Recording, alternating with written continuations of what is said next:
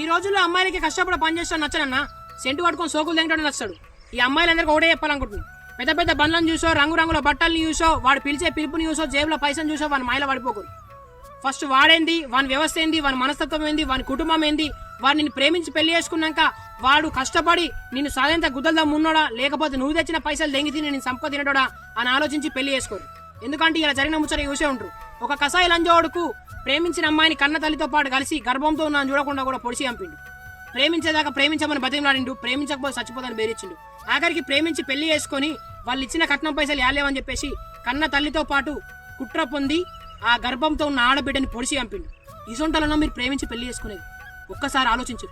గడప దాటిన గాడ పిల్లలు దరికి చేరని ఆ మగువలెందరో, కట్టుకున్నోడే ఓ కాలయముడిలా